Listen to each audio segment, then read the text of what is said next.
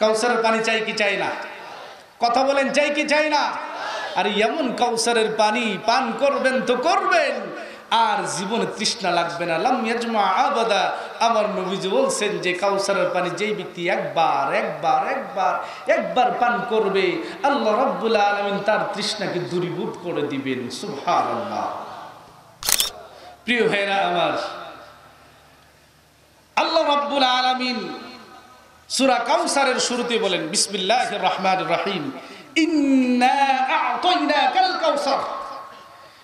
নিশ্চয় আমি মুহাম্মদ সাল্লাল্লাহু আলাইহি ওয়াসাল্লামকে দান করেছি কাউসার।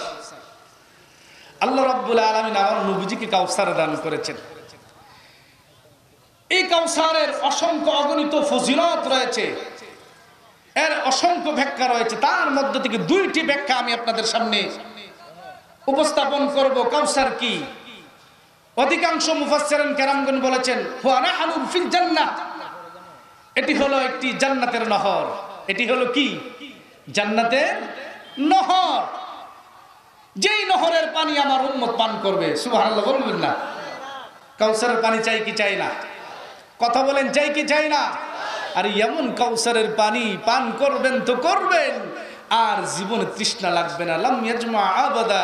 আমার নবীজি বলছেন যে কাউসারের পানি যেই ব্যক্তি একবার পান করবে, আল্লাহ রাব্বুল আলামিন তার তৃষ্ণাকে দূরীভূত করে দিবেন। সুবহানাল্লাহ। আরেকটি ব্যাখ্যায় আল্লামা জালালউদ্দিন সুয়ুতী রাহিমাহুমুল্লাহ উনার তাফসীরে জালালাইনের মধ্যে বলেছেন আল খায়রুল কাসীর। কাসীর বলা হয় কাকে? কাসীর বলা হয় অনেককে, বিশালকে।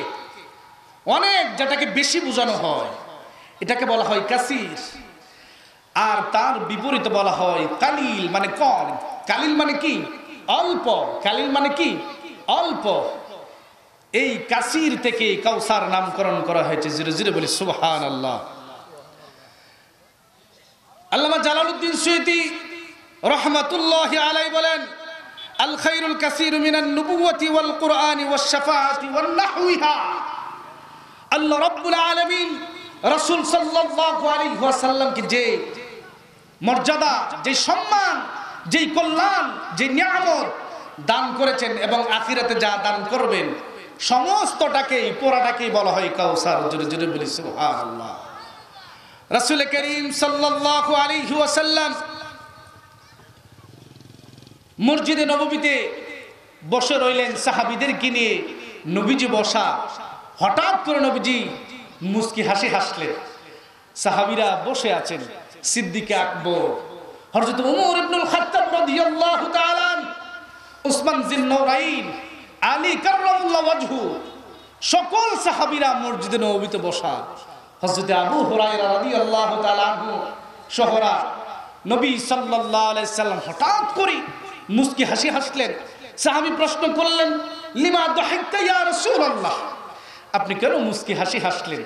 নবীজি বললেন, ওরে আমার সাহাবীরা, আমার উপর একখানা আয়াত, একখানা সূরা নাজিল হয়েছে, যার দরুন আমি আকাশের দিকে তাকাইয়া মুস্কি হাসি হাসলাম। এই বলে আল্লাহ রাসূল সাল্লাল্লাহু আলাইহি সাল্লাম বললেন, ইন্নাহু উনজিলাত আলাইয়া আনিফান সূরাতুন ফাকরা বিসমিল্লাহির রহমানির রহিম ইন্না আ'তাইনাকাল কাউসার ফাসাল্লি লিরাব্বিকা ওয়ানহার ইন্না শানিআকা হুয়াল আবতার। হাত্তা খতমাহা। যখন আল্লাহ রাসূল সাল্লাল্লাহু আলাইহি ওয়াসাল্লাম সূরাতুল কাউসার তেলাওয়াত শেষ করলেন, আল্লাহর নবী সাল্লাল্লাহু আলাইহি সাল্লাম ডাক দিয়ে সাহাবীদেরকে বললেন, ওরে আমার সাহাবীরা,